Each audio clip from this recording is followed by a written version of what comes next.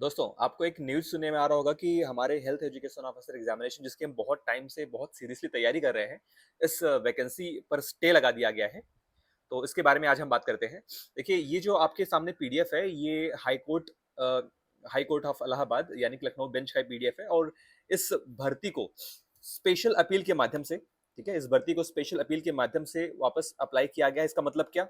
आप देख सकते हैं, ये एक स्पेशल अपील है। मतलब क्या कि इस भर्ती को लेकर, यानी कि इस प्रक्रिया को लेकर पहले भी किसी सिंगल जज ने एक जजमेंट दिया था और उन्हीं जजमेंट के खिलाफ अब एक फिर से अपील की जा रही है ताकि इस पर फिर से सुनवाई हो और ऑर्डर दिया जा सके।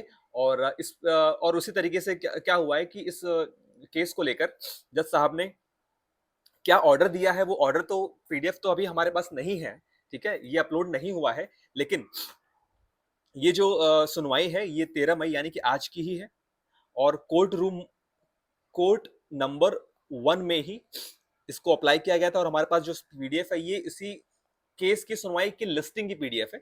और हमारा जो केस था, ये चौथे नंबर पे था। मतलब कि अब तक इसकी सुनवाई हो चुकी होगी, लेकिन पीडीएफ यानी कि जो उसका ऑर्डर का पीडीएफ है, वो भी अपलोड नहीं हुआ है। तो बहुत ही कंफर्मेशन हमारे पास नहीं है कि इस पे स्टे लग गया है या नहीं। लेकिन दूसरों के माध्यम से कहते सुनते ही हमारे तक भी ये पहुंचा है कि इस पे स्टे लग गया है। हालांकि स्टे लगा है या नहीं, इसकी कंफर्मेशन तो आपको कल तक मिलेगी विथ प्रूफ, ठीक है। और ये जो स्टे है, अगर स्टे लगा है तो क्यों लगा है? ये माइग्रेशन को लेकर, ये रिजर्वेशन माइग्रेशन को लेकर, ताकि कोर्ट चाहता है कि एक पारदर्शी तरीके से ये भर्ती प्रक्रिया संपन्न हो।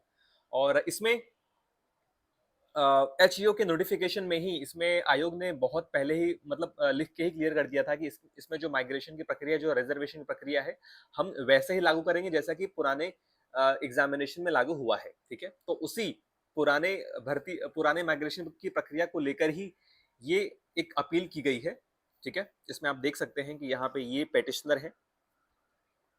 है और ये रेस्पोंडेंट है। और हमारे लिए इंपॉर्टेंट क्यों है? क्योंकि ये जो भर्ती प्रक्रिया है, क्योंकि ये जो कोर्ट का लिस्ट है, ठीक है, इसमें department of medical health and family welfare Lucknow, ठीक है, इनको भी रेस्पोंडेंट बनाया गया है। Department of medical health and family welfare जो डिपार्टमेंट है एचईओ का, और इसमें यूपीपीसीएस को भी लपेटा गया है, आप देख सकते हैं, राइट। ओके। तो अच्छा, अब ये हम समझते हैं कि भाई अब करना क्या है। देखिए, इसमें कुछ इसकी पॉसिबिलिटीज है।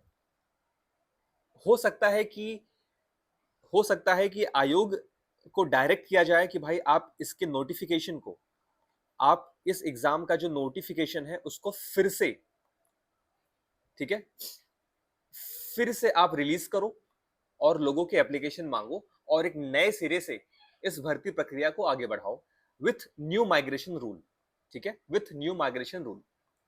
लेकिन माइग्रेशन का जो नियम है, जो रूल है, वो ही अभी तक क्लियर नहीं है ना। वही अभी तक क्लियर नहीं कि इसमें लगाया क्या जाए, क्योंकि अब तक जो माइग्रेशन का रूल लग रहा था, आप सभी को पता है किस तरीके से लगाया जा रहा है, ठीक है। तो वही अभी तक पता नहीं है। तो इसकी तो संभावना बहुत कम है। इसका मतलब ये नहीं कि आपकी जो भर्ती है वो रद्द हो गई है। भर्ती प्रक्रिया जहां पे है अभी उसको बस रोक दी गई है, बस एक होल्ड लगा है, पॉज लगा हुआ है, रद्द नहीं हुई है, ठीक है। तो ये पहली संभावना थी।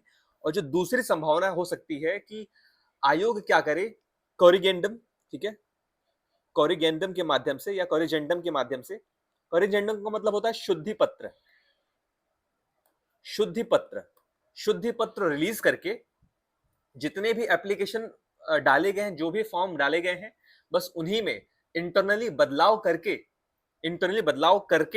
नई माइग्रेशन की प्रक्रिया को लागू करके, अगर कोई नई आई है तो, ठीक है, और भर्ती प्रक्रिया को उसी तरीके से कंटिन्यू कर दे, मतलब कि नए एप्लीकेशन ना मांगे जाए। और बहुत बार ऐसा हुआ भी है, आप यूपीपीसीएस के हिस्ट्री में देखेंगे तो बहुत बार ऐसा हुआ है कि बिना नए एप्लीकेशन मांगे उसी एप्लीकेशन में बदलाव करके भर्ती प्रक्रिया को फिर आगे बढ़ाया गया है। आयोग क्या करेगा? एक करिजेंटम या एक शुद्धि पत्र रिलीज कर देगा कि भाई अब हम क्या कर रहे हैं, हम इसी प्रक्रिया में, इसी भर्ती नोटिफिकेशन में हम मॉडिफिकेशन कर रहे हैं, एक बदलाव कर रहे हैं, ठीक है। शुद्धि पत्र हम दे रहे हैं, बदलाव कर रहे हैं कि ये नया जो माइग्रेशन की प्रक्रिया है, वो नया प्रक्रिया लागू होगा और कोई भी नए एप्लीकेशन नहीं भरे जाएंगे। ऐसा बहुत बार हुआ भी है। और तीसरी बात क्या है कि सबसे इंपॉर्टेंट चीज, 2027 में यहाँ पे असेंबली के इलेक्शंस है और असेंबली के इलेक्शन को ध्यान में रखते हुए आयोग नहीं चाहेगा या सरकार नहीं चाहेगी कि कोई भी भर्ती कैंसल हो। उसमें सिर्फ छोटे-मोटे जो भी रिक्वायर्ड बदलाव है, बदलाव करके भर्ती प्रक्रिया को फिर आगे बढ़ाया जाए, राइट? ये आज का हमारा पूरा का पूरा सेशन है, तो आप ये मत डरिए कि इस भर्ती को रद्द कर दिया गया, बस भर्ती पर रोक लगाया गया है, ऐसा लोग कह रहे हैं। हालाँकि हमारे पास अभी ऐसा कोई वैलिड प्रूफ नहीं आया है। तो आपको घबराने की ज़रूरत नहीं है, अपनी तैयारी को खत्म करने की ज़रूरत नहीं है। हाँ, अगर आप चाहें तो कुछ समय के लिए इसे आप रोक सकते हैं, कुछ 2-3 दिन के लिए जब तक कि हमारे पास एक्चुअल प्रूफ ना आ जाए, राइट? और इसके पहले भी आरओ की प्रक्रिया में भी कोर्ट ने जॉइनिंग में स्टे लगाया हुआ है और स्टे तब हटेगा जब उसपे एक फाइनल एक ऑर्डर आएगा जज जज साहब का कि हमें इसमें एग्जैक्टली करना क्या है, ठीक है? तो इस पर भी ये आप मानिए कैंसल नहीं हुआ है, बस रुक गया है फिलहाल के जहाँ है वहाँ रुक गया हुआ है। और जैसे ही कोई भी अपडेट आता है, कहीं कोई भी प्रूफ आती है इस पे स्टे का या जो भी चीज़ें आती है, इस पे अपडेट आता है, मैं वीडियो के माध्यम से आप सभी को इन्फॉर्म करूँगा। तब तक के लिए आप चैनल को सब्सक्राइब करें और आप वेट करें, जो भी नोटिफ़िकेशन आती है, मैं उसे आपको अपडेट करूँगा। दोस्तों मिलते हैं तब तक के लिए अपने अगले वीडियो में। जय हिंद।